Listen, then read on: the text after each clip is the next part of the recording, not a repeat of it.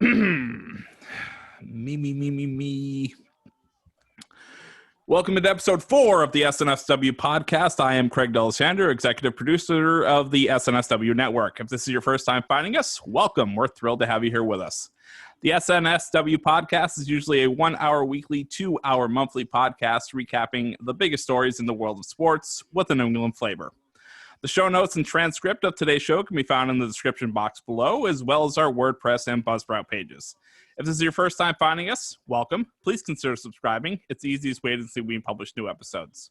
We are on iTunes, Spotify, Google, and wherever you generally get your podcasts. Be sure to rate us and leave a review of any of our shows. We always appreciate your feedback.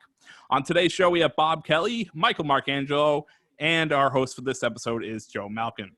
We are recording the show on Tuesday, September 1st. We published on Thursday, September 3rd. And Joe, the focus of today's show will be the NBA and NHL playoffs. We'll touch on some baseball as well. But Joe, as we lead off with the Boston Bruins being eliminated in the second round of the Stanley Cup playoffs, a lot of the conversation around them has been that this may be the end of this core group of players. And if that is true, I think history will remember them as a team that was really good but should have been great. One Stanley Cup win in 2011, two Stanley Cup losses in 2013 and 19, two President's Cup trophies lost in the second round both times, 5 Game 7 losses, all on home ice, one of them with the Stanley Cup in the building, and they also blew a 3-0 series lead. Wow, Craig. I don't know what else I'm supposed to do here. Welcome into episode 4 of the Sunday Night Sports Wrap, the SNSW podcast. Let's start that over. Cut that part out, Craig. Thank you very much. Well, I'm blown away by that intro. Great job. My name is Joe Malkin. I am joined tonight by Michael Marcangelo and Bob Kelly. We said it before we started recording, guys. This is kind of an old school lineup here for the SNSW podcast, which is exciting. We do miss Rayshawn and Dave tonight, but we're gonna try and wrap up the Boston Bruins season and talk about the Boston Celtics who just took a 2-0 lead against the Raptors. And we'll be playing Game 3 Thursday night. But guys, welcome in. How you guys doing? I'm doing good, Joe. I'm super excited to talk about the Bruins. I mean, I just can't believe that it's over like this, but I think it is, and I'll kind of save that for when you intro us into the actual topic. Bobby, what's going on, man? Much, guys. How we doing? I'm with Mike on this. I can't even start to begin to describe my feeling of disappointment with this team, and it's something that's been going on, you guys know, for the past 10, 15 years. I just can't believe this is how it ended, but like Mike said, we'll get to that in a minute. Sure. And let's kick it off there. Let's talk about this series and what happened, what went wrong. We all know what happened in the first round of the playoffs. Tuukka Rask leaves the Boston Bruins, opts out of the rest of the season. Yaroslav Halak is, of course, named the starting goalkeeper. They signed Dan Vladar, I believe it was mid-game. I can't remember which series it was, but they signed him in they announced the signing of the contract in the second period of whatever game that was. The Bruins win kind of convincingly in Game 1, 3-2. I mean, I say kind of because it wasn't – it's not like they blew the Lightning out of the water. The Lightning are clearly a very good hockey team because in Game 2, I think, was where I realized this season was probably either going to go 7 games or the Bruins were just going to be knocked out in 5 or 6. Reason being Tampa forced overtime in that game and then ended up winning in overtime. And I know we all watched Game 3, which was just an absolute railroading of the Bruins. And that's where I want to go back to is that Game 2, Game 3. What happened here, guys? In your mind, what went wrong in this series for the Bruins? So in my opinion, I think it all started with that Game 1. I know we touched on it last week when we talked about this, but if that game went another minute, that's a tie game. And I think that's really where it started tilting downhill from there. The Bruins did everything they could in game 2 to keep up with them. They did. They went to overtime. They lost in close fashion. But even in that game 2, you could feel the Lightning were just a better hockey team. They were executing better. Their passes were crisper. They were crossing the blue line faster. They got out on their breaks. They were playing their hockey game, and the Bruins were just trying to keep up. Game 3 was just an absolute shellacking. Vladar came in net, and it was funny. My buddy texted me and said, "It's Darth Vladar time." And then within 7 minutes, he texted me and just went, "Never mind." So it was just kind of like you could just feel the momentum of this team going out. And it is kind of fitting the way it ended with this team, because this is what's been happening with them. Like we said, since I can even remember, opportunity after opportunity, and they just either don't put the puck in the right place, they run into a hot goalie, or they just run out of steam, and you can see it looks like they have cement blocks on their feet. Craig gave us the rundown to go off the point you just made there. This is kind of the theme with the Boston Bruins. Craig ran through it in the intro of their resume since they won the Stanley Cup in 2011. And it's not been friendly, to go along with your theme here, Bob, and I'll let you get back to your point. And I guess I was going to wait a little bit longer to get into this, but why? Maybe we should wait. So let's hold this question to the end, but we'll tease it a little bit. Is that what they call a big market tease? Why has it been going the way it has? Bobby, I'll let you keep going there. Well, before Bobby goes, I just think it's really interesting that a person that a week ago said that the Bruins were going to be on their way to a Stanley Cup victory after their Game 1 win against Tampa Bay is now saying that this is exactly what he expected from the Bruins. But when you think about it, the Bruins gave Tampa Bay everything they had, and they barely squeaked out of a Game 1 win. If that game goes 30 more seconds, it's over. The momentum was totally in Tampa Bay's way. And I think they just ran into a team that was faster, that was way more skilled, and that really forced the forecheck on Zdeno Chara, who was 43 years old, couldn't quite keep up with the people that he used to keep up with, and it just really showed our glaring gaps of talent. And I think we can talk about this a little more. The fact that their number one goaltender gave up on them the series before greatly impacted them. Bruce Cassidy said it last night in an interview that it is weighing on the players. If your number one guy gives up on you, how does that not eat away at you when you get down after a Game 2 loss, after a Game 3 shellacking? How do you not let it sink into your head that, well, he already left, maybe he was onto something? Go ahead, Bob. And I think, to go even further off that same exact point, when it comes to what Marchand said after the Game 2, you heard him. He said maybe this was all just a waste of time. And I do think, Mike, you're right, that did get in their heads a little bit. To go back to, my highs and lows of being a Bruins fan, it's just something that when it comes to this team, those highs are so high and they look so good. And it's something that, again, this has been the trend. When they're on, they are the best hockey team in the NHL. And they've been that way for the past 10 years. But when they're off, it's the most frustrating hockey I've ever seen in my entire life. They're missing the passes they always make. They're missing the goals. Brad Marchand misses more empty nets than any hockey player I've ever seen in my entire life when he's off. When he is on, he could do anything. But it just wasn't happening this series. And again, that seems to be happening more often than not with this team when it boils down to it. Marchand showed glimpses in this series, and it was at times refreshing to see him play the way he was playing.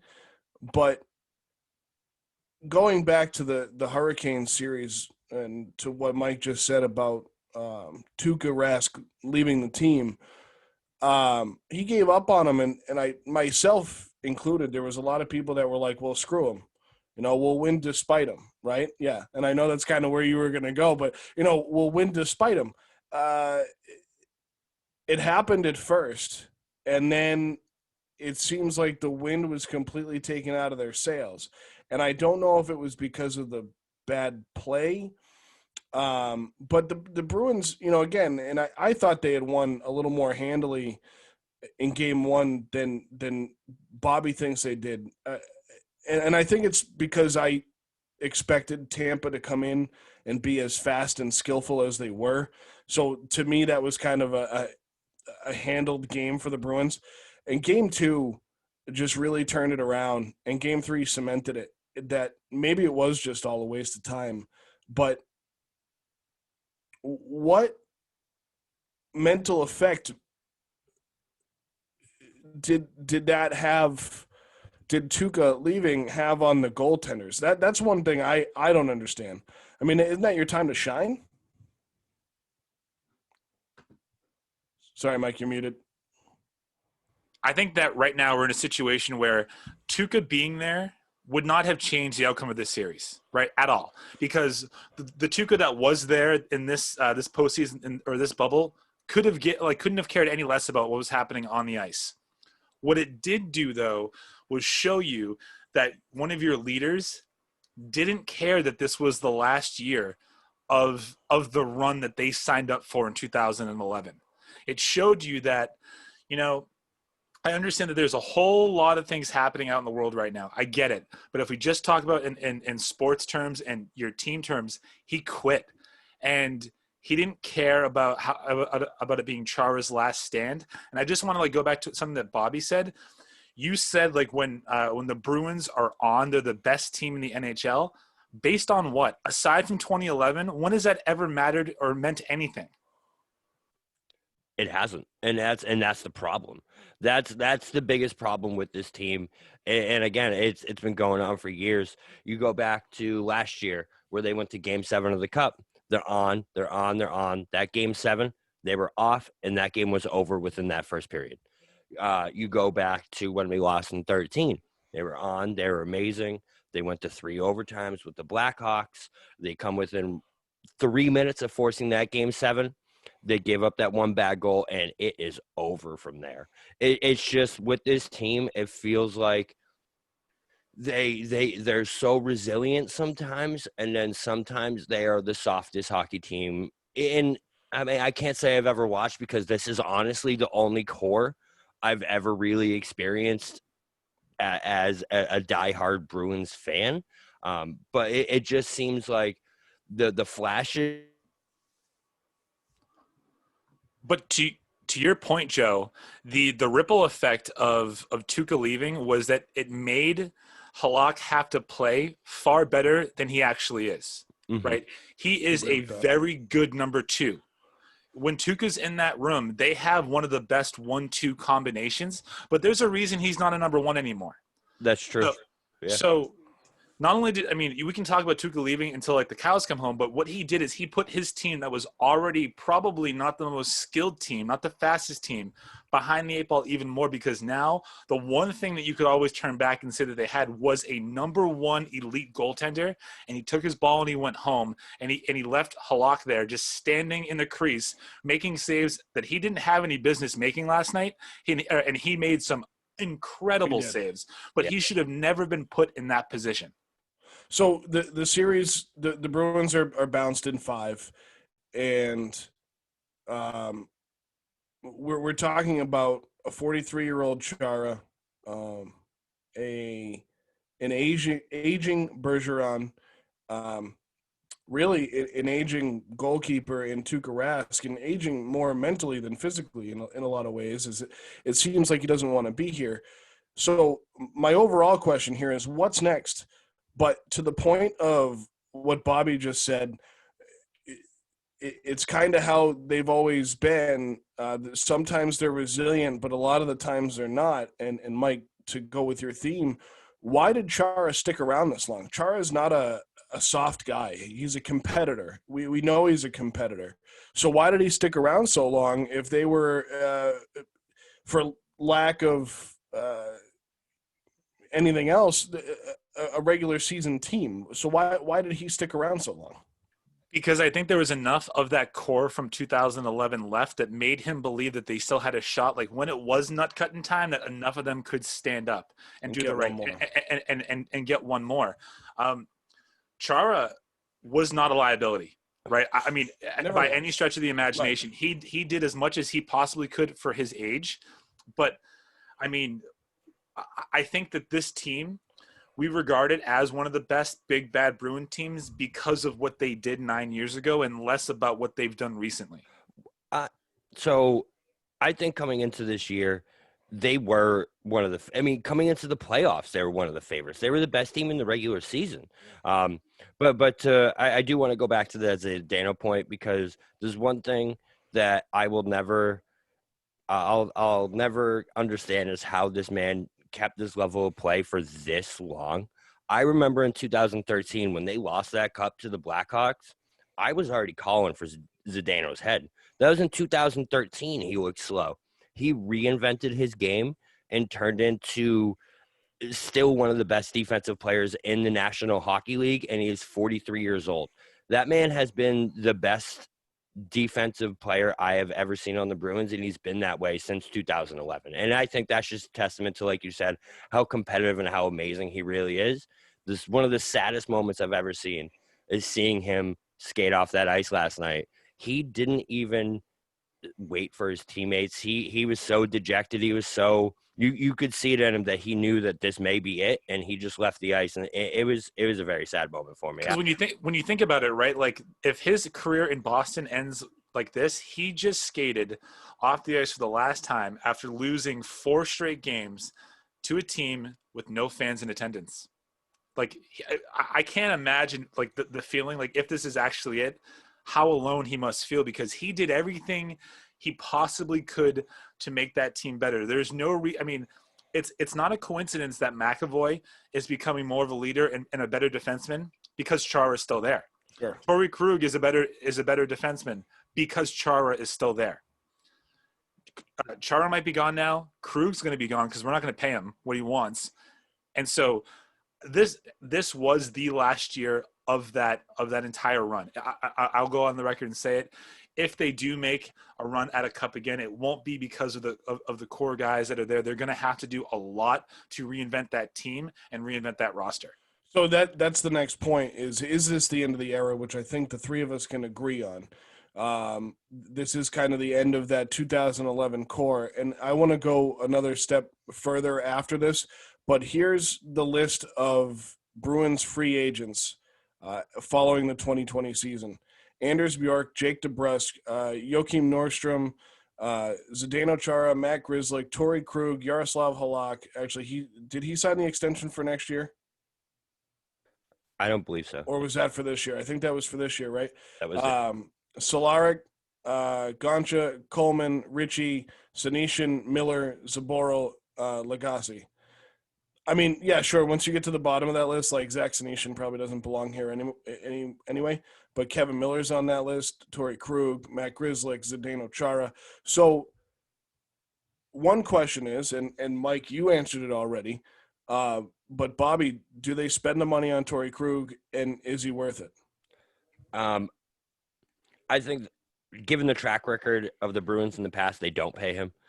They're not in the business of paying offensive defenseman. It seems like I think McAvoy is going to be a different exception, because I think McAvoy is a whole different ball game altogether. But we've seen it in the past. Dougie Hamilton, I think they follow that route. I don't see Torrey Krug back in a Bruins uniform. I don't see him being worth the money that he's going to get, because he is going to get top dollar as a great offensive defenseman. I just don't think he's worth it, considering all the other holes that we do need to fill. So I don't see him back in a Bruins uniform. So looking at this list real quick, it is the 1-year extension for Halak is for 21, and Anders Bjork signed a 3-year, $4.8 million extension. So those guys are tied up for next year, and Bjork for 21, 22, and 23. Mike, what are your thoughts on Krug? You've kind of already given us them, but expand on it. So I think like you try and pay him as much as you possibly can. I think there's going to be a team out there that gives him a deal that's like 4 years for $35 million. And I don't know if you can do that, right? I don't know if you can do that.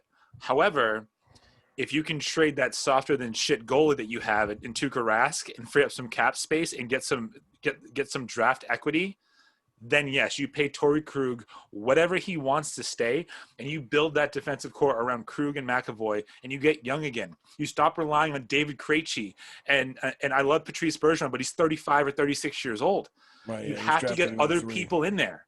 Yeah, I mean, as much as I hate to say it, every time we get to the end of these playoff runs, you hear all these stories about how beat up that core was every single time. So it is time to get some youth in here, but I just don't see it. I don't see Torrey Krug being worth that money.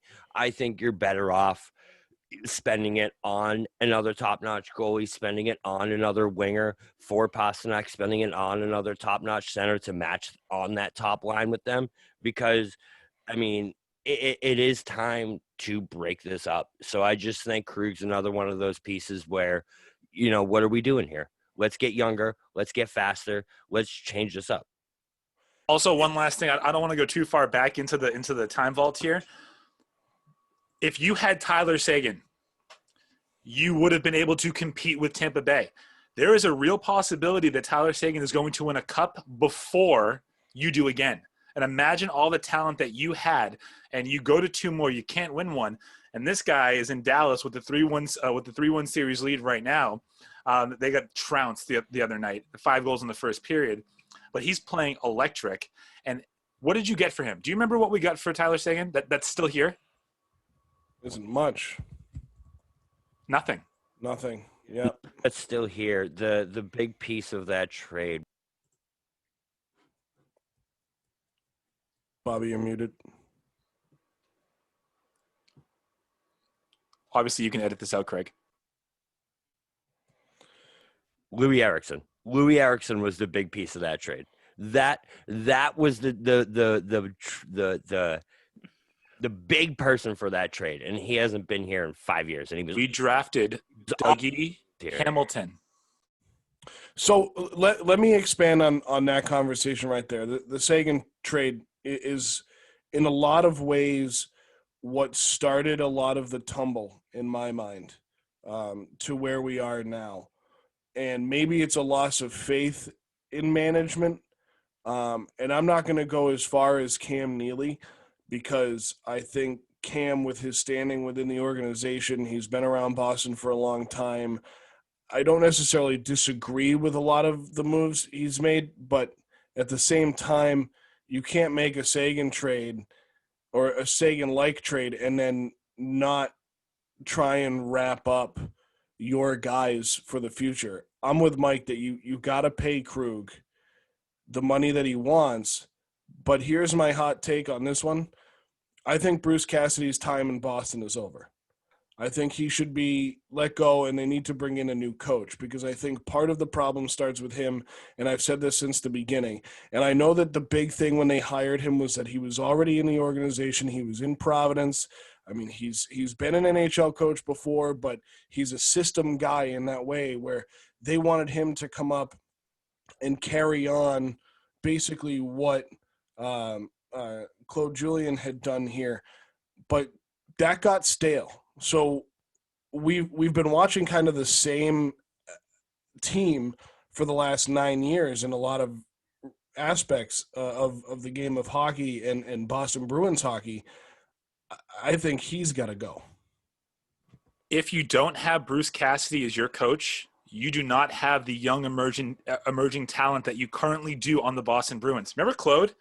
He would rather play Jaromir Jagr than give any rookie or young emerging talent a chance. I mean, if we're going to rebuild, and if this is really the end of it, blow it up and really focus on youth. Dallas did it right.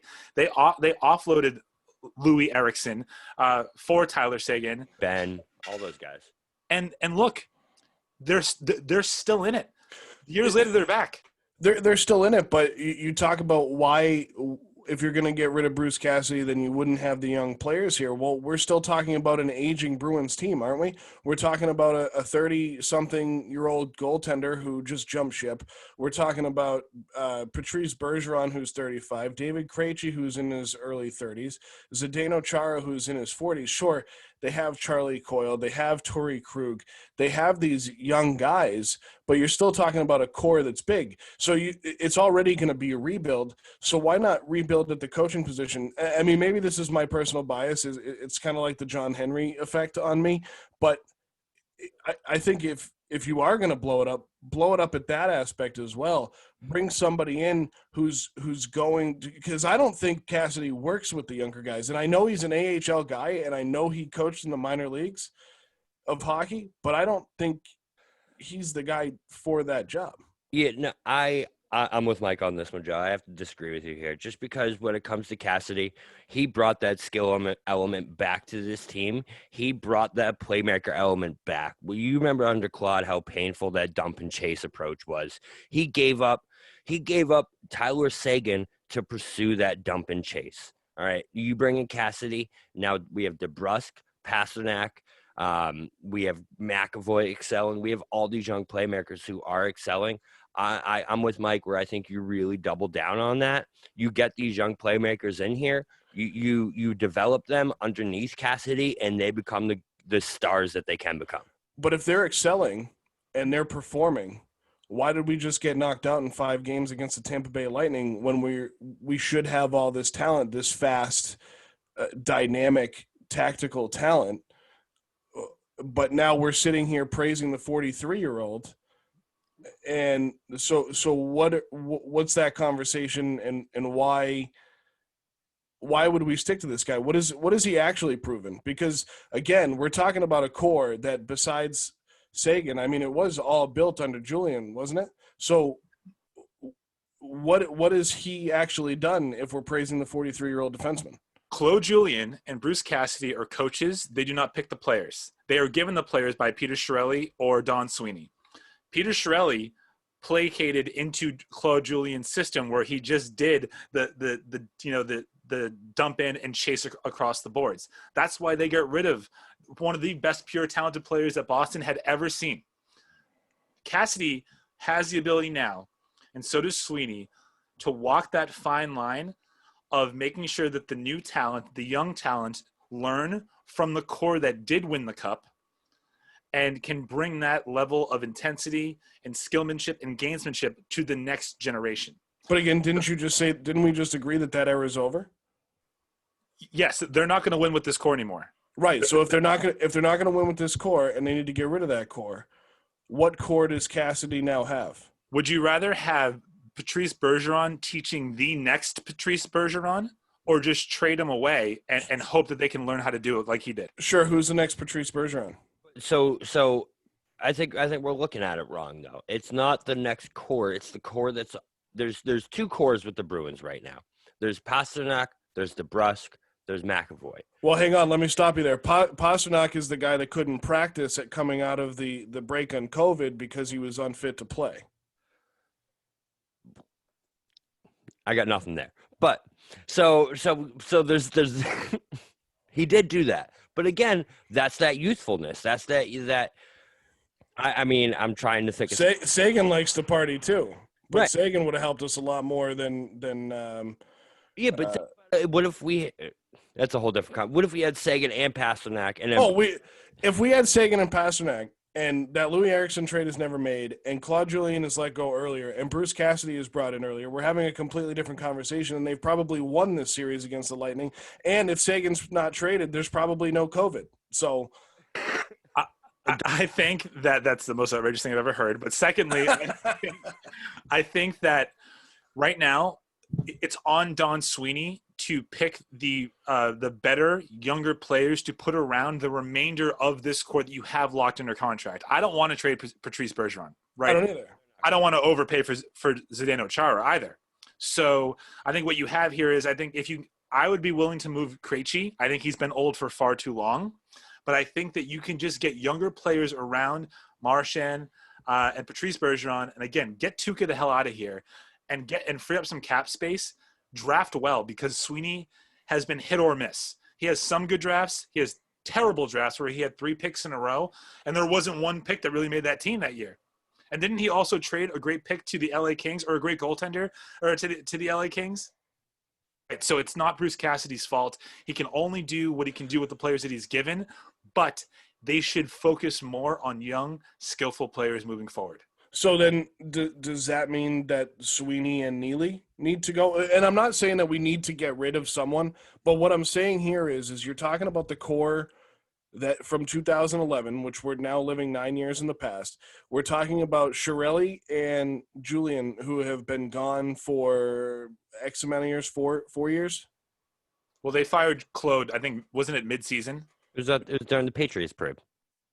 Oh yeah, that's right. It was during the Patriots parade, so that they didn't catch any flack for it because they were trying to push a fast one. They backed past us. Yeah. Yeah, exactly. So good for them. So all right. So let me spin that because I think we can. I think I can say that you guys have faith in Bruce Cassidy, and I can understand that. And I think you can say that we probably shouldn't necessarily have faith in the young core yet if we have guys like Pasternak who can't come back fit to play and are doing whatever they're doing off the ice in the middle of a lockdown. So what needs to change in order for Cassidy to and my contrary to popular belief, I do know how organizations work and that the GM is the one that brings in the players. But if the GM is bringing in the players, and again, we're talking about Bruce Cassidy, who is notorious for developing players, right? That is why they brought him up, because they wanted to change. Julian was the old guard who went with what he had, and if again, I said it during the championship rewrap, which, by the way, part 2 of the championship rewrap is out on anywhere you find your podcast. We're on Apple Podcasts, Google Podcasts, and Spotify. So go check out part 2 of the championship rewrap, the 2001 Patriots. Get episode part 1 if you haven't listened to that as well. In part 2, it's pretty fun. You get to hear Mike cry. So guys, I listened to that and it doesn't sound like I'm crying. When I'm crying, it sounds like I'm doing something else but moving back to the Bruins. So You were faking it, by the way.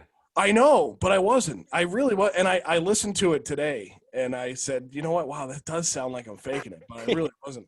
I was just trying to not let it all gush out. So, ADD plug, by the way. You just yeah, I know. Well, I threw it in there. Craig reminded me beforehand to get it in there, and now I'm like, oh wait, good timing. You got it in. I did. So back to the Bruins. We talk. So Bruce Cassidy, he develops players. We know he can develop players. Julian Oldgaard, like Herman Boone. It's like Novocaine. Do it until it works, right? So if we're saying that Cassidy has done a good job developing these players, is what I'm assuming. That's not necessarily my opinion, but that is yours. If we're saying that he has developed these guys, the old guard of Chara, Bergeron, well, agreed, Mike, Bergeron shouldn't be traded. He may not be a first liner anymore. Who knows? I mean, I could be wrong there. I'm not going to. We'll see what happens in 2021. So what has to change in order to get Bruce Cassidy and these players to that next level? I think you have to hit on your draft picks. I think you have to hit on your developmental, and I think that you have to continue doing what he's doing with like the DeBrusques of the world. Jake DeBrusk would have never seen the ice under Claude Julien. I agree. And it's a damn shame because he's a pretty good player. He'll only get better with more reps and with learning from other great players on the team, like a Bergeron, like a Marchand, and again, like consequently, like Chara and everybody else. So if the trades are that bad, Bobby, does Sweeney have to go? So that was actually going to be one of my points. Is I think Sweeney, if there's one executive, one Tom person that needs to go, it is Sweeney. Yes, he has drafted some of these great players that have come in here, made some great trades. He brought Charlie Coyle in here, which I think was the best trade I've ever seen the Bruins make besides Nathan Horton. Yes, he's made some great moves, but the bad moves he's made and the bad draft picks he's made haven't just been bad. They've been awful. Bringing Nicholas Ritchie in here cost them Game 4. There's no doubt about that. That hit Nick Ritchie put on. I can't remember exactly who he put it on, but that turned the tide of that game. So I think Sweeney is the guy you need. If anyone needs to go, it is Sweeney. on to another point. The one thing that this team since 2011 has been missing, and that's something that I think needs to be a huge priority this offseason, is getting a real all-star, competitive championship goalie in this town. We haven't had it since Tim Thomas. I know Tuukka Rask has been amazing, but when it comes down to it, when the game is on his shoulders, he hasn't been there time and time again. And I think that is, and I know this kind of circles back all the way to the beginning of the conversation, that's the one piece that we are missing is Tuukka Rask, is a all-star championship caliber goalie. It's weird because he has all the stats that prove that he's a great goalie, right? But in the big situations, you just say, okay, Tuukka, don't lose it for us. Whereas in 2011, you said, Tim Thomas, go win it for us. And that's the difference. That's the big difference is don't lose it for us versus win it for us. Jean-Sebastien Guiguer, Jonathan Quick, two goalies that brought teams that had no business winning a Stanley Cup. No business. They were 8 seeds, brought them all the way to win that championship because these guys just have balls. They know how to win big hockey games, and that's something that we haven't had. That's the priority of this offseason. Everything else is very important, but getting someone in here that can win you a championship as a goaltender is definitely the number one thing for me. So just to summarize that segment, this Bruins team will never win a Stanley Cup if Don Sweeney is your general manager. And contrary to popular belief, Joe Malkin does actually know how organizations are built and run. It's true. I don't know how. It must be all those video games I played. Well, to that Sweeney Cassidy conversation again. This may have been a mistake by Neely at the top, and I don't mean in the sense of keeping these guys. Well, it is what I mean. It's exactly what I mean. He brought up Don Sweeney from Providence to be the head coach here, right? He brought it. Remember that it was like mid-season. He brought him up to be the bench coach, and then like a few weeks later, that's when they got rid of Claude. So then, and that was to get him acclimated into the locker room, which I think was kind of the plan. I think everybody saw it coming. But when Chiarelli left, Don Sweeney came in. But Don Sweeney was the assistant GM before he was the GM, wasn't he? He was already here. So again, we're staying in-house to try and accomplish the same thing. It seems to me like Neely had this dream of 2011 living on, and he almost got there. Bobby, you said it before. Like, he almost got there so many times. We're talking about, Eastern Conference Finals. We're talking Stanley Cups, President's Trophies. I mean, so close, within reach, but never quite got there. And that's why my opinion was that, Cassidy is the guy where they need to change. But if you can get the core to a point where you're now elevating those younger players, and you can find, and my next point on the goalkeeper was going to be, we'll draft one, right? But if Sweeney, to go back to what you just said, Mike, if Sweeney is the GM, he has had a terrible run of drafting goalies. I mean, he traded a great goalie. His last name was Jones. I forget it. He traded him away, and he was an amazing goalie for a couple of years. But like, I don't want this to sound the wrong way, but to hell with that. Love you, Cam, mean it. But all of this happened on your watch too. We don't get to blame him just because he's Cam Neely. He brought a Stanley Cup to Boston. I get it, but he had the opportunity to bring 3. I said it at the beginning of this. That's where I started. Before I even said Cassidy or Sweeney, I said, is Cam Neely the problem? So you're absolutely right. It happened. It's happened on his watch. Why are there not 3 Stanley Cups? Why don't we have 14 rewraps to talk about instead of 12? You know what I mean?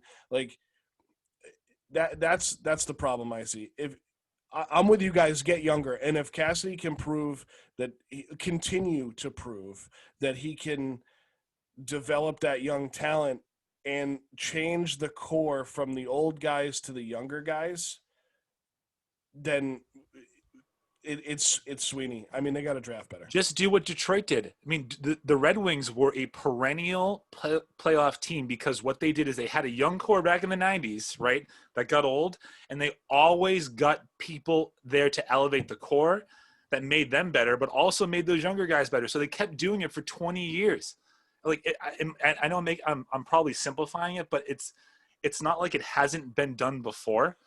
They Right. just had not been able to do it in Boston. It's not rocket science. I mean, we talk about it like we could just step into the, into the garden and do the job that these guys do. We couldn't. I mean, we don't have the connections. We aren't as smart.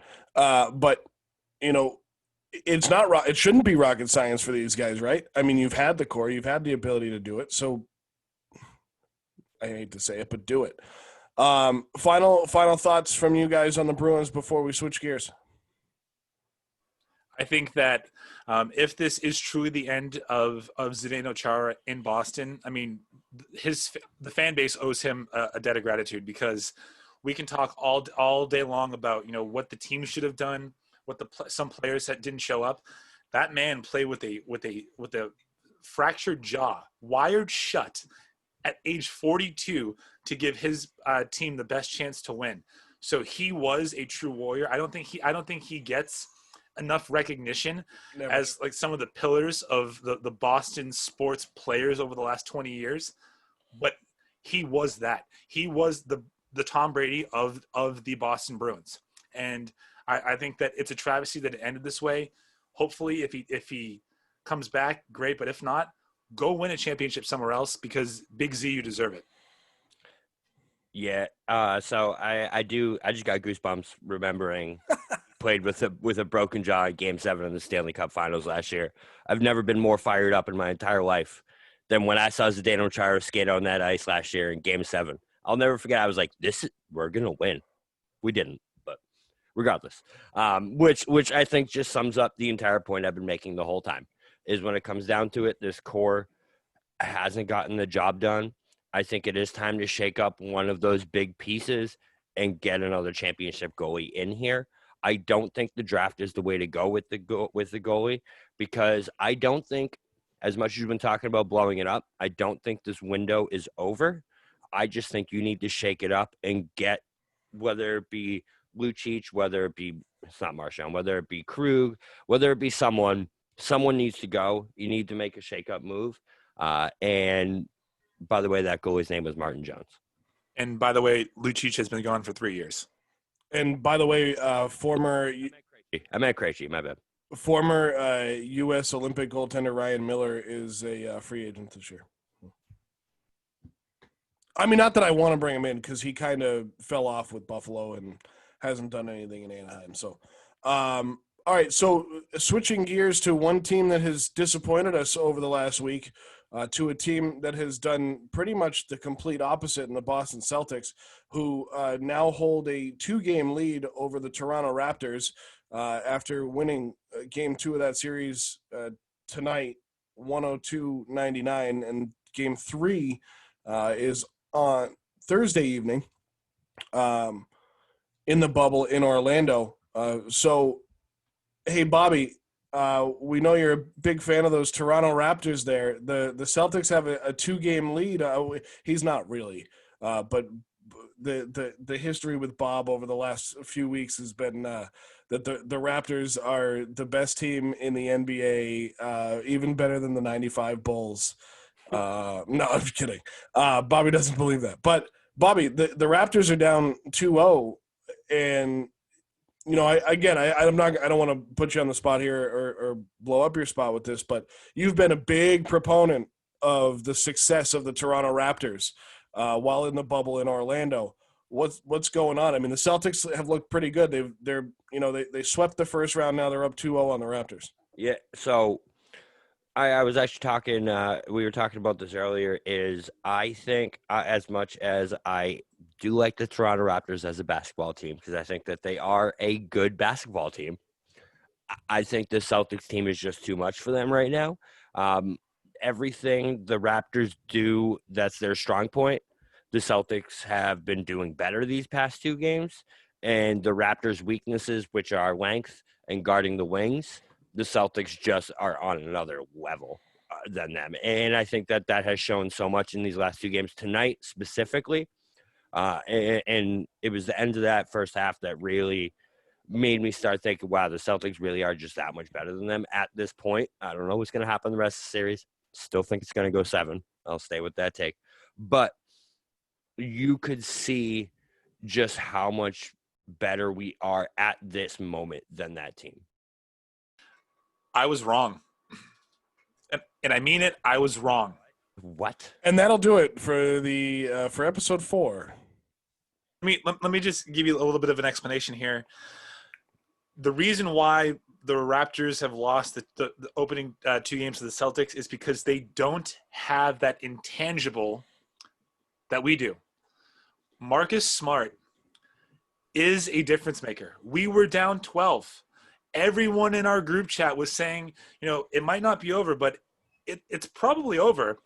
And he drops 5 straight 3-pointers. That was something.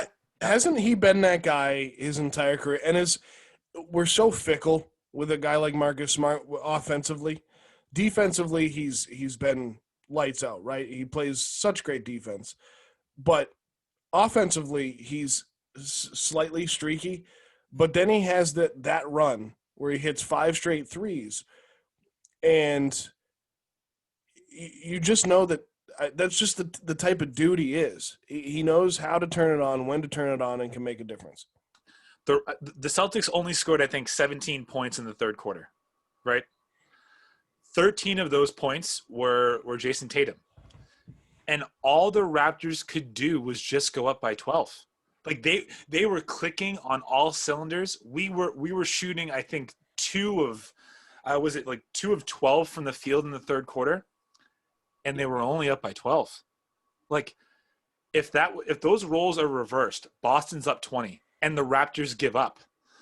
But there's just something about this team, and maybe quite simply it is that I was wrong and it is Marcus Smart, but there's just not something. There's something on this team that will not allow the players to give up. So it is Marcus, yes. And Marcus has always been there. He's always been that staple of, even last year against the Bucks, that game 5, I've never seen a more despicable game of basketball from a team except for Marcus Smart. So he's always been that guy. In my opinion, the difference of what takes Marcus and puts him on this pedestal is the addition of Kemba Walker. I think that has been the thing that has taken Marcus from the intangible, the defense guy, to this other animal, because of that clutch factor that he knows that he has on his shoulder. Not only that, Jason Tatum has gone to a whole different level. So those things combined, then you bring Marcus Smart into this mix, who is just I never thought I'd say this. He is right now my favorite basketball player on the planet. That man is unbelievable. Unbelievable. I think sooner or later, sorry, Joe. I think sooner or later that the no big man is going to catch up with the Celtics unless Williams can really, really elevate his game and be that force of nature. But it ain't going to be in this series. We talk about coaches that can develop, right? Isn't that kind of Brad's MO here too? We've talked about that since he came to Boston in 2013 from Butler. He never had a big man in Butler. Like that wasn't their style there either, right? Now he comes to Boston and again has all these young guys and all the Kyrie Irvings of the world aren't here.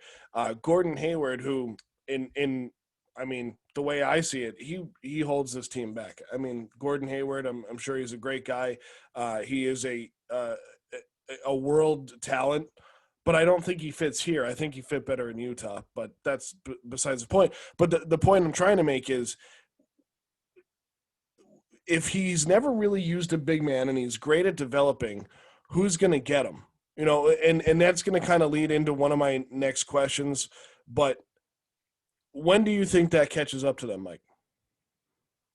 I mean, I think if you run it, if we're thinking really like next level, I think the Heat really scare me. Like if they get through, but if we're talking about like in the actual NBA like finals, you can't beat the Lakers without a big man. You cannot stop Anthony Davis with Theis. Like he can't do it. You just can't. Now maybe you can make up for it with your wing play, but I think that sooner or later, and I do think Williams has the ability over the next couple of series to really catch lightning in a bottle and elevate his game. And if he does that, we'll be okay. But the Raptors, yes, Bobby, they're a fundamentally good basketball team. They are. But Ibaka and Gasol, it doesn't matter what they do. They're not going to be the reason why the Raptors beat the Celtics. Yeah, and I think that that's one thing that I am surprised about with this Raptors team right now is they're not capitalizing on the fact that they are bigger than us. I don't know how many times I see Marc Gasol just hanging out by the 3-point line and shooting threes when it's like, dude, what are you doing, man? If that was the Celtics and they had a size advantage and the guy who is 5 inches taller than every single other player on the court is 25 feet away from the basket, I'm throwing my TV out the window. So I don't know what they're doing, but I agree that the only time it catches up with the Celtics because of how good the Wings are, because of how fast they are, because of those intangibles that I thought the Raptors had, but apparently that's what the Celtics have. Because of that, it doesn't catch up to them until they get to the end. I remember we talked about that when we were talking about this going into this series, Bobby, and you mentioned the speed of the Wings, and I can't remember it. I'd have to go check the tape, but I was trying to remember if you had said that Boston's Wings were too fast or Toronto's Wings were too fast. And for some reason, it's jumping out that you said Toronto, but you still believe this is going to go 7 games. So what does Toronto have to do in order to get this game, to get back into this series and get it to 7 games? So there's 2 things that really stick out to me. A was that size comparison I just made. These guys have Pascal Siakam. I can't even say it. Siakam. They have Marc Gasol and they have Serge Ibaka. Those 3 guys need to out-rebound the Celtics, which was the same recipe that the Sixers had to do. So I'm not sure if maybe it's just the Celtics have figured out the fact that they are smaller and they figured out a way to evolve past that. If that's the case, then watch. That's called Marcus Smart. I mean, very possible. But if that's the case, then watch out NBA. And then when it comes to what else they have to do is you saw it in the first half. It was why they were succeeding. They need to force turnovers. That is the only way they can beat the Celtics. If they're not going to use their size, they need to use their straight outright speed because when the Raptors start running, they're a tough team to beat. I don't know if that's going to happen. For the sake of my take and my dignity, I am going to say 7 games, but that's tough. If this play continues for the rest of this series, it's not going 7 games, and we're going to have a very funny segment making fun of it. So the Celtics are up 2-0, and I think what they have to do, to your point, Bobby, the point you just made of to go 7 games, the Raptors have to do something different, but the Celtics also have to be able to keep their legs underneath them, right? They've won 6 games in a row. They won 4 against a bigger, probably more physical 76ers team. They're going up against a Raptors team that probably has similar speed to them, but they do have a bigger 4 and 5 than the Celtics do. My thought is it goes 5 and the Celtics win the series 5. Celtics win in 5. Had to get my thought straight there. But I can see it going 4 if the Celtics go up 3-0 because like Mike said about game 1, if the Raptors go down 20, they're going to roll over, right? And I think if they go down 3 games after Thursday night, I think they roll over, and that's that. It's also pretty simple, right? Like, don't let Marc Gasol have 4 fouls in the first quarter. And I think, I think that's a credit to Brad Stevens and the Celtics. I think that they are targeting their big men and trying to foul them early to make sure that they're going to be playing off when the game matters in the 3rd and the 4th. But I also think that now it's in the Raptors' head that the Celtics can score at will. So they're going to try and put up threes. We're going to have Marc Gasol doing his best Rafe LaFrentz impersonation and just shoot threes, even though he's 7 feet tall, when he should be under the rim. I think it's in their head. they don't, and obviously they don't have Kawhi. This team is, I'm going to just repeat DK Sizzle's take. This team is not the defending NBA champions because the best player on that team is not there. I absolutely agree. I mean, you need Kawhi Leonard, and I think Bobby even said that in the last series for Toronto against Brooklyn. I mean, it could have been a different series if they didn't have Kawhi Leonard. He is one of the best players in the NBA, right? So they may have the trophy, but they don't have the player. So Celtics are up 2-0 in this series after tonight.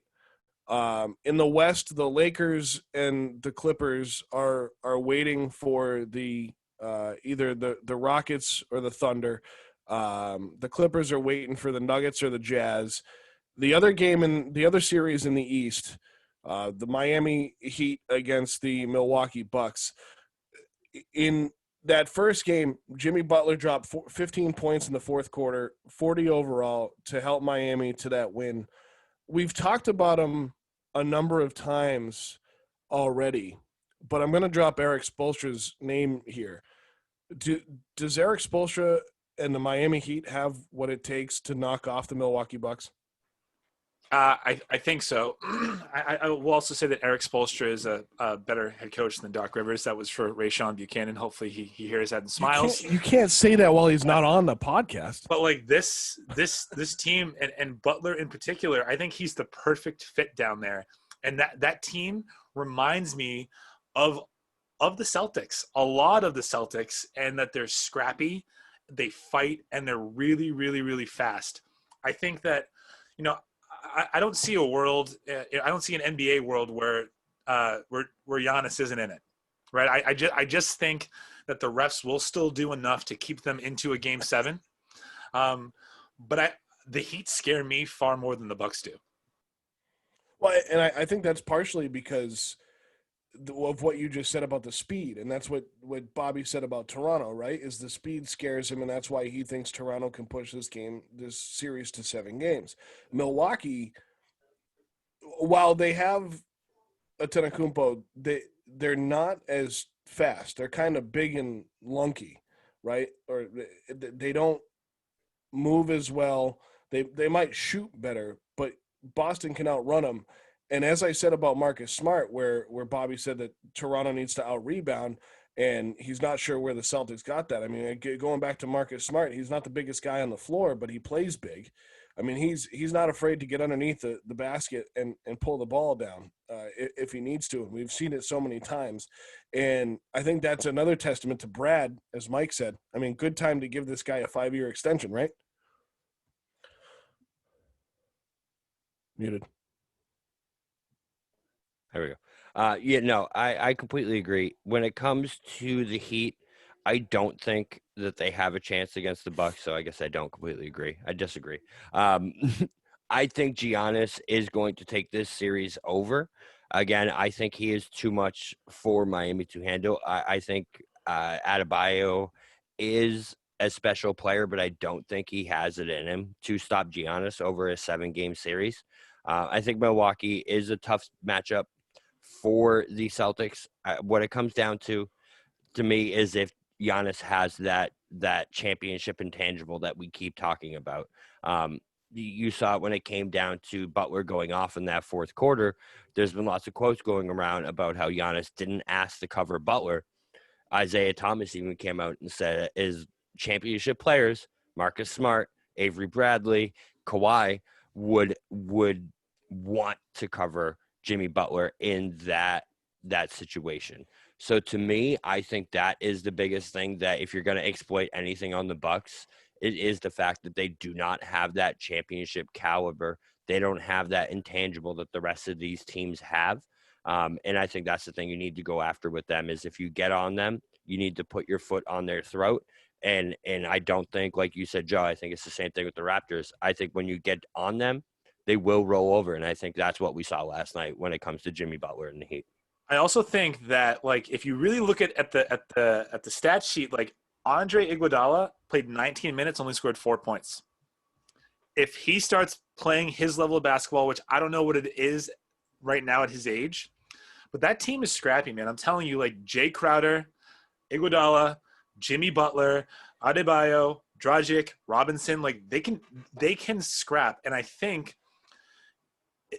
if you just make it your mentality, like, you know what, I'm going to make Giannis beat us. He's going to be the only thing that beats us. If you can get Chris Middleton off his game, I think this series goes 7, and if it goes to a game 7, if the refs are fair and balanced, I think that the Heat win.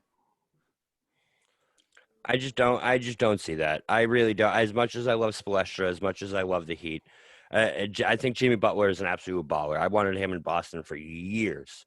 I don't think he has would have taken him over Kyrie. Facts, which was a rumored deal for a while. If you remember, we gave almost a lot to get Jimmy Butler. If you have Butler, you either don't have Tatum or Brown. So which is why it was good that they didn't make the trade. Right. But anyway, so when you're relying, so as much as I love the Heat, when you're relying on players like Tyler Herro and Jay Crowder playing 34 minutes a game, I think it's going to be tough to beat a team that has the best player in the entire world. Again, I love Spolstra. I think he's a great coach. Mike, I agree with you. They're a scrappy team, and that's been my argument for the Raptors since day one, is they play team basketball, which is exactly what the Heat do. But the X factor is Giannis, and I don't think Giannis is going to have another game like he did in game 1. And I think because of that criticism that he was receiving throughout game 1, where he wasn't guarding Jimmy Butler, he didn't take on that assignment. He didn't do what was asked as the best player in the world. I think he steps up to another level, and I think in game 2, you see like a 40, 11, and 8 line from Giannis, and the Bucks are going to win by like 20. I'm going to read this stat line right now. You ready? And you just tell me, Bobby, what team this is. They shot 46% from the field. They shot 38% from 3 and 92% from free throw. Who was that? It was the Heat, and they won. Milwaukee shot 50% from the field, 45% from three-pointers. So there wasn't this whole gap or lapse in offensive play. They actually played worse than the Bucks, and they still kicked their ass. So when we talk next week, we're probably going to have at least close to an end of these series. The West will be locked up for at least for the semifinals in the West, because they're still in the first round out there. What do we think the East looks like when we get back together next week? Because I'm going to tell you, I think it's Boston and Milwaukee in the conference finals. My hot take is going to be Boston versus the Heat in the conference finals. And you know what? I think Boston's going to win this. I'm going to say in 5. I said 6 last week. Boston in 5. I feel the same way, Mike. I mean, if Toronto can't win Game 3, I think it's in 4. But if they win Game 3, it'll be in 5. Bobby's still muted. Yeah, I'm trying to figure this out over here. So I think I'm with you, Joe. I think it is Milwaukee versus Boston. I think that, like I said, Giannis is just going to be too much when it comes down to it. Miami's going to put up a great fight. I think they're a really good basketball team, greatly coached. Like we said before, I think Spolstra is one of the best coaches in the league. I think Giannis is going to be too much. And we get a rematch of last year's semifinals. And we see what a difference maker Kemba really is against this Bucks team. So we've gone through the NHL and the NBA. The Bruins are out. They're headed home out of the bubble. I'm sure they'd rather almost stay there, except for some guys that clearly want to go home. The Celtics have a 2-0 lead on the Raptors going into Thursday night. And one thing we haven't touched on much at all so far in the SNSW podcast, which is odd for this group, is the Boston Red Sox in baseball. And this was going to be my final word, but I kind of want to bring it into a conversation because I was talking to somebody about it the other day, and I kind of want to get Craig's thoughts on this as well. Yesterday, the Boston Red Sox on trade deadline day, traded away Kevin Pillar, Josh Osich. It's good because I clearly can't say his name, and basically brought in. And Mitch Moreland 2 days ago, and based on the teams that they traded him to, which was the San Diego Padres for Mitch Moreland, Osich went to the Cubs, and Pillar went to the Rockies. A lot of prospects, and I think that John Henry it's almost going back to my thought about the Bruins here, Mike, and I don't know what your thoughts on this are, but they've now changed the president of baseball operations, or whatever they want to call Chaim Bloom, after Dave Dombrowski got the boot last year. I see this as not a panic move, because I think we all knew what was going to happen with the Red Sox this year, because they weren't very good coming into it. Chris Sale was injured, all the normal narratives. But I think right now it's at a point where they're trying to rotate it and bring in the younger guys, the prospects, and rebuild the minor league system.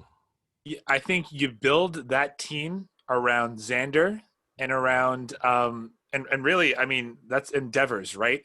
I think for now, though, again, maybe a hot take, the Red Sox have killed my love of baseball for now.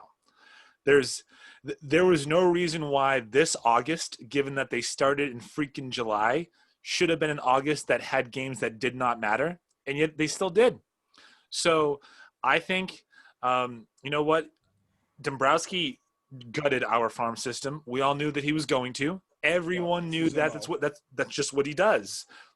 Now you have a chance to rebuild, and if you do it right, I mean, I think that you can get back to a point where you have a team on the field, you know, like the 2003 Red Sox, that people really, really enjoyed watching. They were underachievers, right? They never really won anything, but they were a fun group to watch. You're sprinkling some veterans here that didn't do anything elsewhere, David Ortiz, and maybe you build around them. But I think for now, we all knew that this season was going to be a dumpster fire. I thought, you know, in our group chat, again, I was wrong. That's number 2. I thought that they were going to go 31-29. They might not win 25 games. They might not win 20 games. They're currently, at the time of recording this, they're losing to the Atlanta Braves 4-2 in the 6th inning.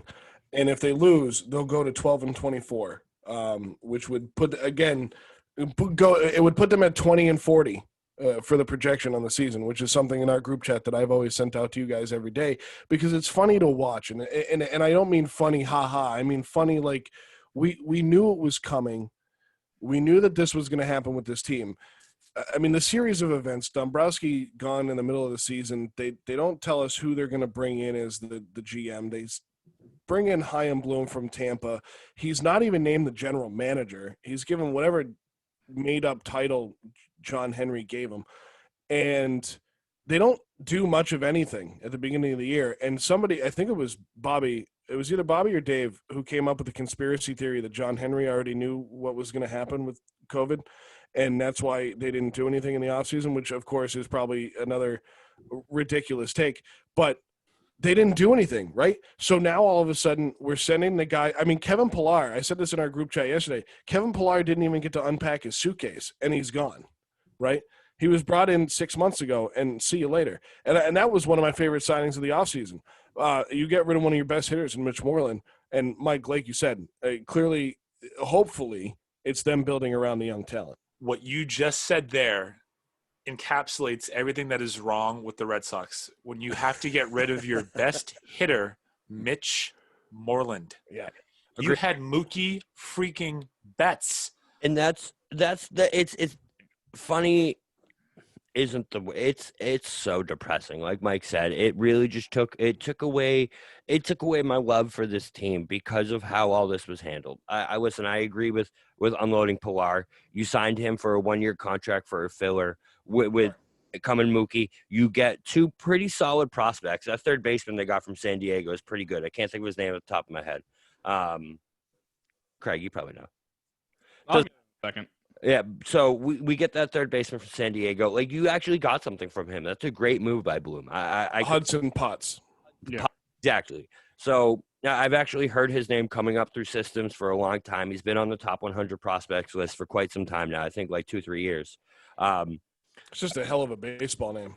It is a great baseball name too. Too bad it doesn't Also, ours in it. But wait, so it's just the way that all this has been handled.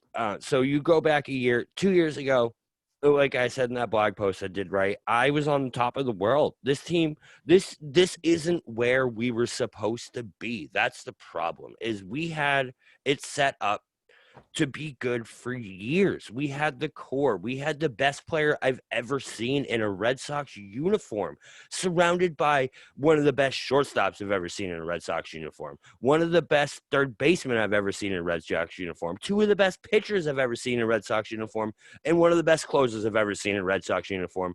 And here we are on pace to not even win 20 games in a COVID shortened season. So this is why, real quick, that I have a problem with John Henry. This is why I have a problem with John Henry, is this conversation we're having right now, where it's so many things he does with this organization are reactionary. And yeah, you know, Mike, we've had this conversation a million times. I get it. There's it's cyclical, but it doesn't get old when the World Series don't get old, but it gets old seeing the team finish last, you know, not make the playoffs at all. And it's like, oh, well, next year we're going to go and we're going to win the World Series. And it's like, well, at least be competitive and give us games in August that matter, even in a shortened season. My second point, to the Mookie Betts point that you were trying to make there, Bob, without saying his name, the problem about Mookie Betts, no matter what you did, no matter how much money you offered him, he didn't want to play in Boston for whatever reason. I don't know the guy personally. I haven't had a conversation with him, but my personal opinion and belief is that he just didn't want to play in Boston. So you weren't going to keep him anyway. So maybe this is now the brainchild of John Henry. Maybe he knew that and he said, so maybe I'm underestimating the guy, because now I'm starting to convince myself that he's a friggin' evil genius. But they trade away Betts, right? After getting rid of Dombrowski. Maybe they just knew from the beginning Betts wasn't going to come back. Like, hey, we're going to offer you this arbitrary contract right around sort of the money that you would get no matter where else you go. Nope, you don't want it. Okay, Dombrowski out. Who are we going to bring in? We're going to bring in this Chaim Bloom guy from Tampa, who has been notorious for building up the system in Tampa. And Tampa has had some pretty good teams in the last couple of years. I mean, they've made the playoffs. They've been competitive. They had, and this isn't a joke about the COVID season, but they've had no fans in the stands down there, and yet they're still winning games. Kevin Cash has been a fairly good manager. So he brings in Chaim Bloom because what did he want to do in 2002, 2003? He wanted to bring in Billy Beane. So, I mean, it's always been his manifest destiny to bring in a guy that's a Moneyball guy.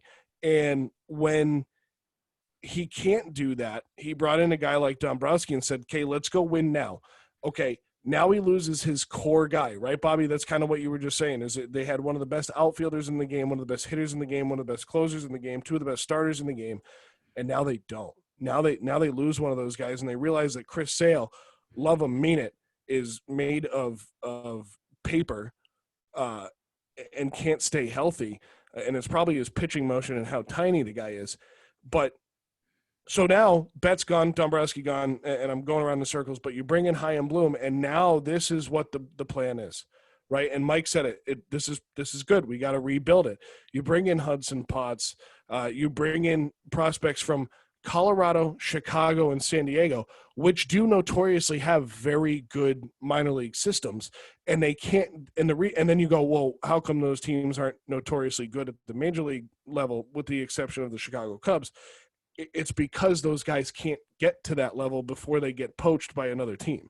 So that's my thoughts. And now, again, I think that Henry's an evil genius, but this is my problem with him. And Betts wasn't going to stay here regardless of what happened. And that's why now we see Chaim Bloom making these moves. I have such a problem with that take about Betts wasn't going to stay here. You want to know why? If you truly think that, why not make him an offer that he couldn't refuse? They didn't even try. Yeah. You know what?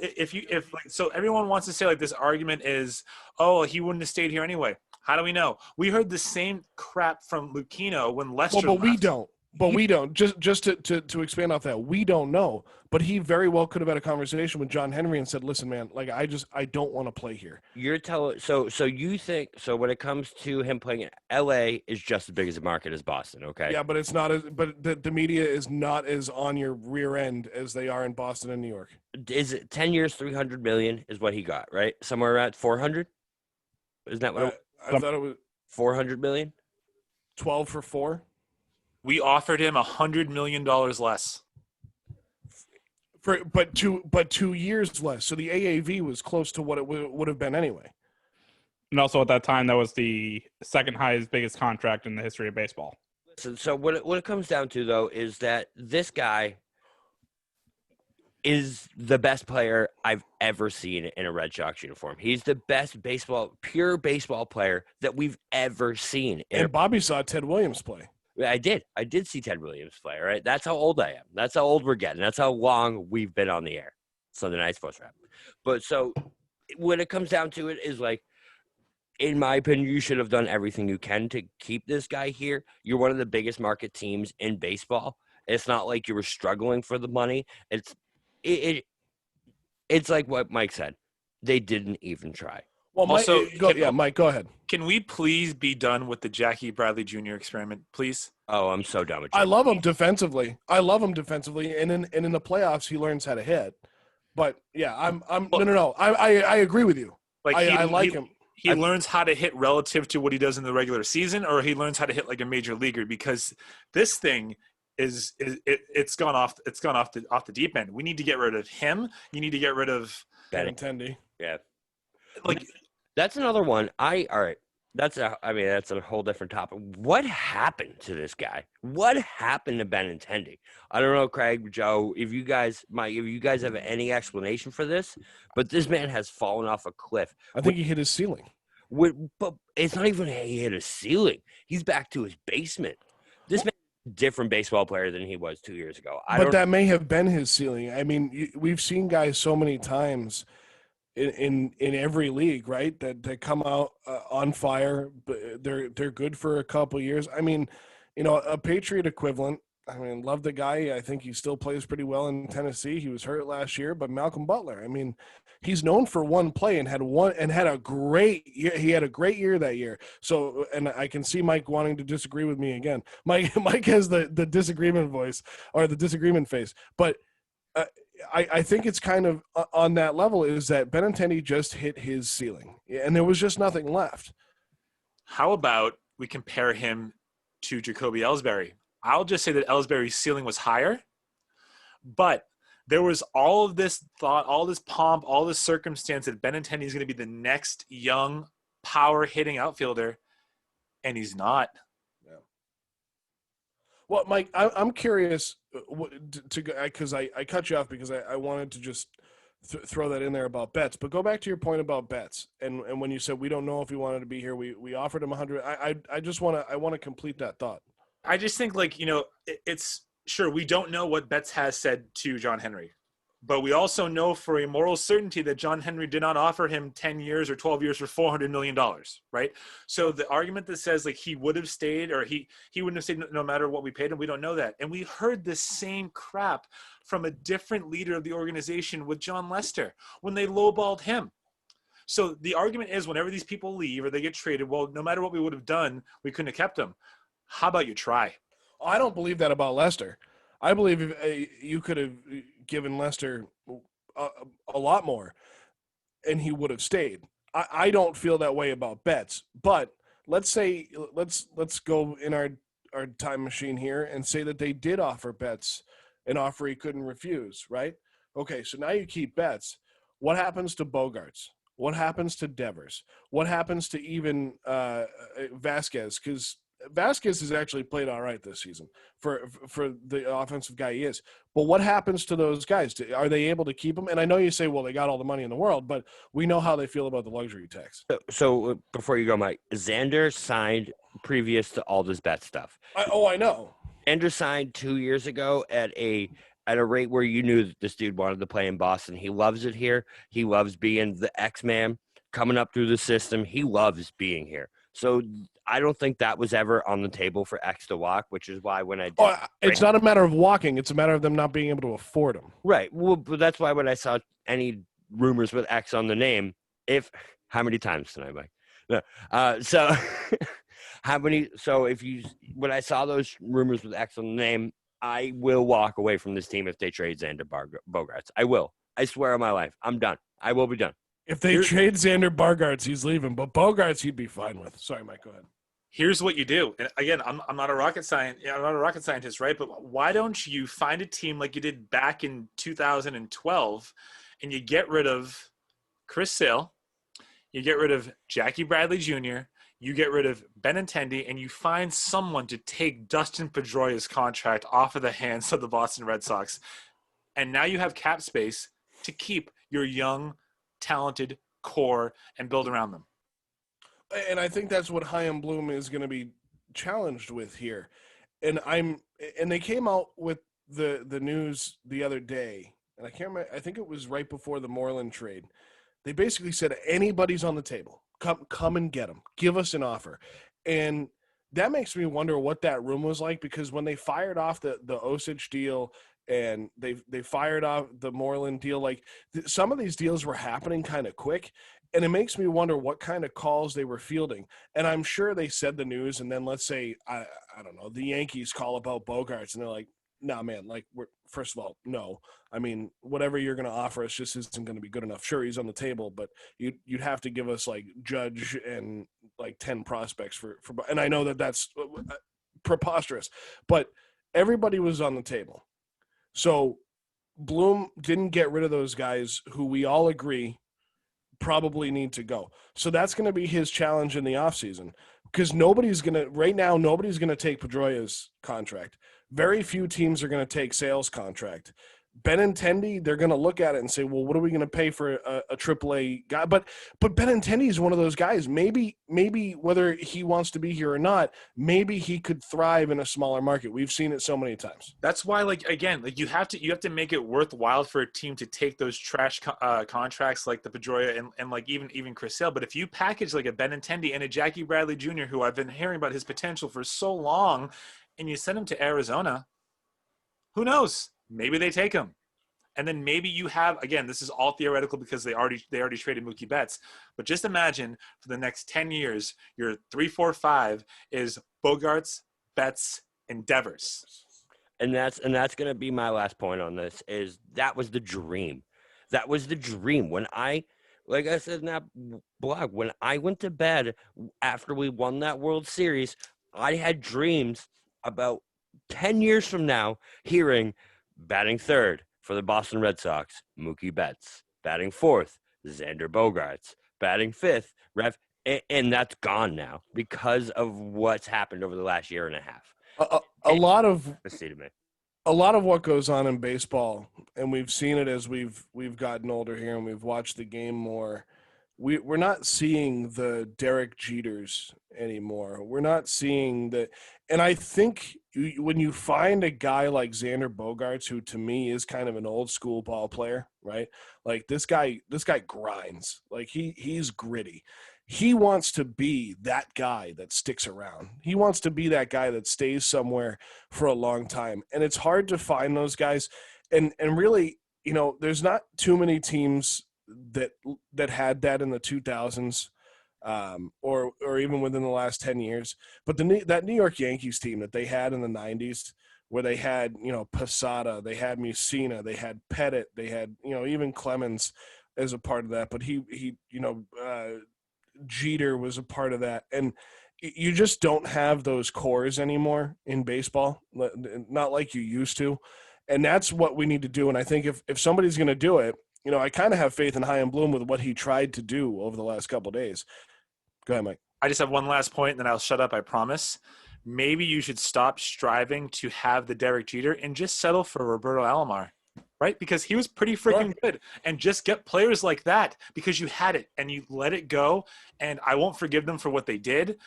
They can still fix it, but they have to be willing to move from these pieces that have quote-unquote potential and just rebuild it. Not to go off on a Roberto Alomar tangent. Fucking love Roberto Alomar. It took us an hour and 25 minutes, but we had the first F-bomb drop. Thanks, Bobby. Thanks to Roberto Al. All right. That's two. All right. Who dropped the other one? Was that Bobby too? It was Mike. Oh, wow. Mike, you feeling all right? He didn't drop an F-bomb, but he dropped a. It was a bomb. It was a bomb.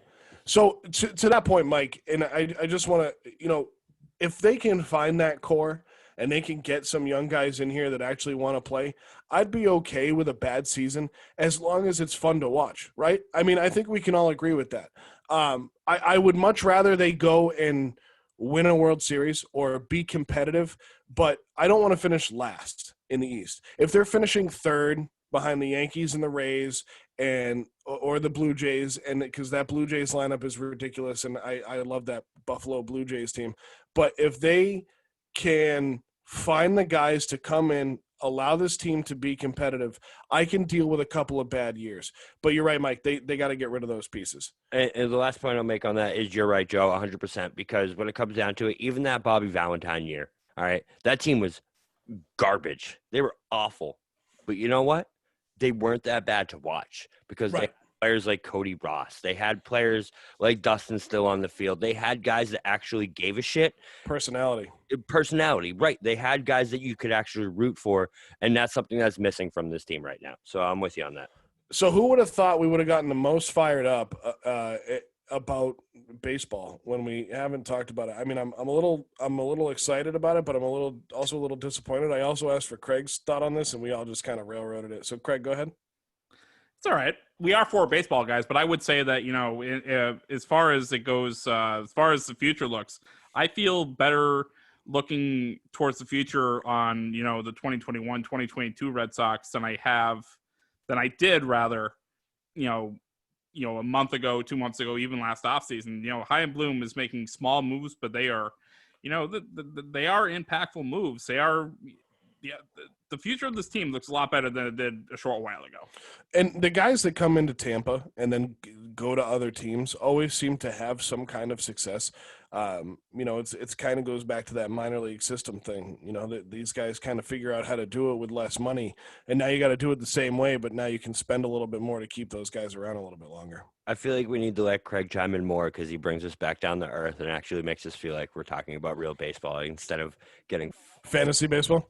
Yeah, exactly. I also think that once Alex Cora comes back to the team, that the team will do better. They'll have a better manager. I was excited about Ron Renicky at first, and I'm just like, you know what? Give me Alex Cora back. I mean, we can do a whole another pod on the 2017 Astros and the 2018 Red Sox and all those scandals, but we're gonna cut this one off here as we've gone. What's that, Craig? I will have to say I'm looking forward to the day after the World Series when the season officially ends and Alex Cora is reintroduced as manager of the Boston Red Sox. It's going to be instantaneous. Yeah. And that'll be one of the points where I'm like, all right, John Henry, like I feel you on this one. So guys, we covered the NBA, the NHL, the MLB. I know that next week we're going to touch on the NFL as the NFL season begins on what is it, Thursday the 10th. We're excited about it. We'll see. Everybody keeps saying we'll see how long this goes, but the MLB has kind of figured it out, and they've had some teams that have gotten in some trouble here. So only 4 positive tests. Yeah, and 77 false positives. That story blows me. Again, another pod. All right, don't get me off on a tangent. Okay, guys, thank you for joining us here tonight on the SNSW podcast, episode 4. Again, we touched on the Bruins getting bounced, the Celtics dominating the Raptors. Sorry, Bobby, and the Red Sox seemingly off-season moves since they clearly aren't doing anything in season.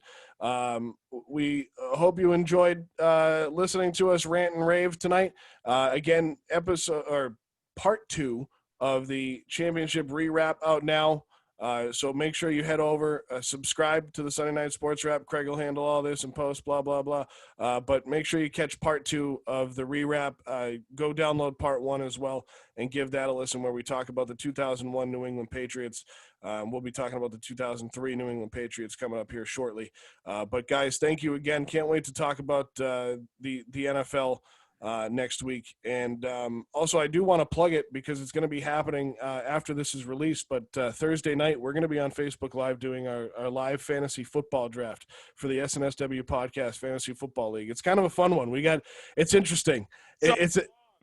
What's that?